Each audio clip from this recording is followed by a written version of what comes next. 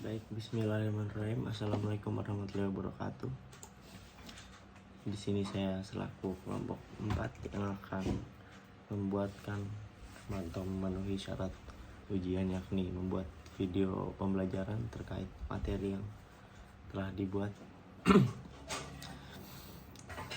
Materi yang akan saya bawakan di sini ada komunikasi Rasulullah.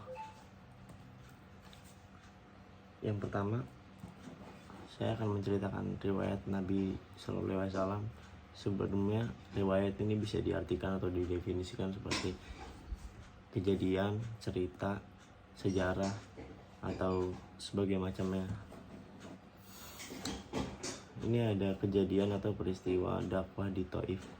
Datangnya Rasul bersama Zaid bin Harisah ke Taif dengan tujuan untuk berdakwah selama 10 hari.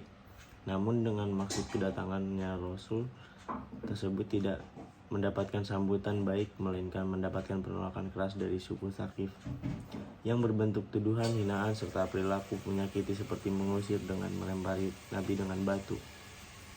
Dari perbuatan suku Tsaqif tersebut kepadanya, Rasul tidak membenci, melainkan Rasul memanjatkan doa kepada Allah Subhanahu wa taala terhadap suku Tsaqif yang berbunyi sebelumnya. Sebelum saya menjelaskan doa yang dipanjatkan oleh Rasul itu, menjelaskan sedikit seperti gambarannya, datangnya Rasul bersama Zaid bin Harisah ini ingin berdakwah ya kepada suku Tsaqif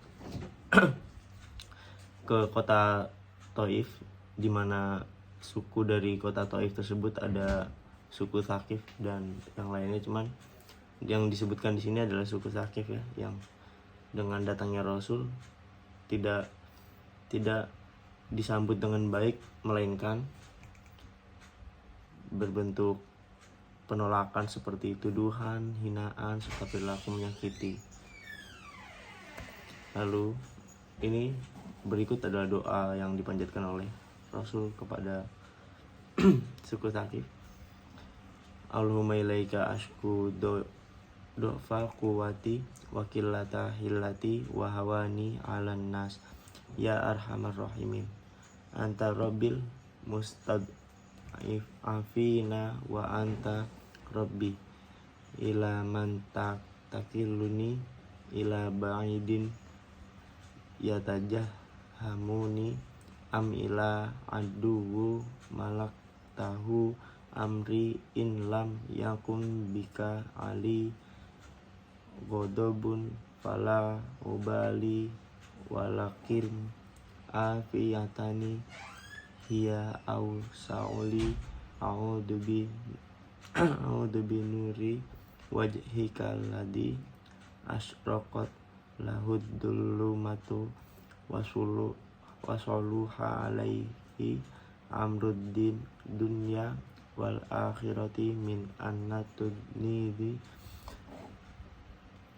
godobak au yahillu alai suhtuk la utba hatta tardo wala haula wala quwata illa bik. Sebelumnya untuk font Arabnya di sini rada kurang enak dibacanya, rada susah.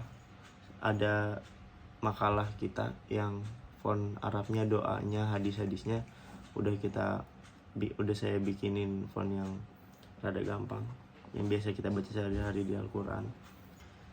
Dalam doa tersebut berbunyi, ya Allah, kepadamu aku mengadukan kelemahanku, kekurangan daya upayaku di hadapan manusia. Wahai Tuhan yang Maha Rohim, Engkaulah Tuhan orang-orang yang lemah dan Tuhan pelindungku. Kepada siapa hendak Engkau serahkan nasibku? Kepada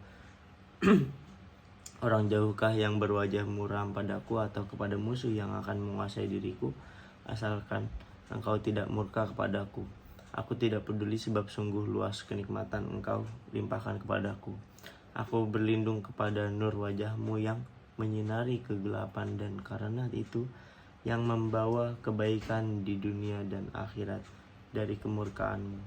Dan yang akan Engkau limpahkan kepadaku, kepada Engkaulah aku wudukan halalku, sehingga Engkau ridho kepadaku, dan tiada daya upaya melainkan dengan kehendakmu.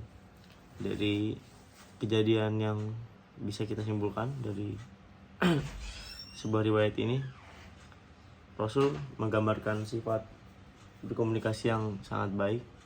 Mereka tidak, Rasul dan Zaid bin Harisah tidak membenci bahkan melawan atau bagaimana, tapi menerimanya dengan ikhlas karena merasa dirinya adalah pendatang mungkin atau bagaimana, lalu malah mendoakan.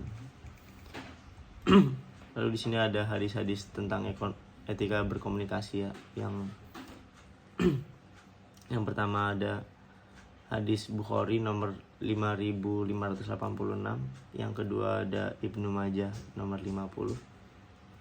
Keduanya menjelaskan tentang etika baik buruknya dalam berkomunikasi, jadi tidak hanya baiknya gitu. Jadi ada kayak tidak pernah berkata keji, melaknat dan mencela. Jadi memberikan contoh tidak, bahwa Rasul tidak pernah berkata seperti itu. Lalu ini ada contoh komunikasi Rasulullah menjalankan komunikasinya seperti pada berikut. Ini ada 5 contoh yang kami simpulkan ya. Yang pertama ada ini yang saya bilang tadi, ada makalah ya. Ini lengkap di sini yang dari tadi PowerPoint saya. Selalu tersenyum dan tegas. Yang kedua, bersikap ramah dan simpati. Yang ketiga, komunikasi 2 arah. Yang keempat, peka terhadap lawan bicara. Yang kelima, psikologi komunikasi yang efektif. Dari selalu tersenyum dan tegas ini udah etika yang kita ketahui ya. Kalau kita ngomong itu ya harus tersenyum, tegas. Tegas dalam artian ini bukan galak ya. Tegas itu atas apa pendirian kita gitu. Tersenyum itu ya jelas tersenyum, masa kita bakal galak atau bakal cemberut apabila berkomunikasi dengan orang. Lalu yang kedua ada bersikap ramah dan simpati. Ramah tentu jadi nomor 1 dalam berkomunikasi ya. Menghargai, bersimpati. Simpati ini hubungannya antara hati kita dan hati komunikan. Lalu yang ketiga ada komunikasi 2 arah, di mana Rasulullah pandai dalam menyampaikan pesan. Begitu pula dalam menerima pesan, Rasulullah pun menjalankannya dengan baik. Lalu yang keempat ada peka terhadap lawan bicara.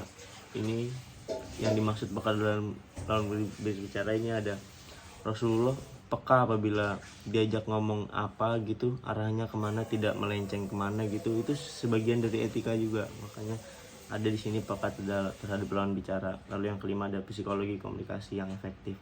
Psikologi, di mana psikologi menjelaskan apa yang dimaksud, apa yang dirasakan oleh lawan berbicara, apa yang akan masuk ke hati oleh lawan berbicara atau yang kita ucapkan, itu yang bisa dibilang psikologi komunikasi. Kesimpulannya ada di makalah di bagian penutup sini ya. Berdasarkan beberapa hadis yang berkaitan dengan etika komunikasi secara komprehensif, terdapat poin-poin yang dapat diambil meliputi tidak berbicara yang menyakiti dan menyudutkan orang lain, dan menjauhi perdebatan agar terhindar dari masalah. Dari beberapa hadis yang ditemukan, maka peneliti dapat mengambil kesimpulan bahwa dalam berkomunikasi juga harus didasari dengan etika yang menjadi aturan-aturan dalam berbicara yang baik, sopan, dan dapat diterima oleh lawan bicara.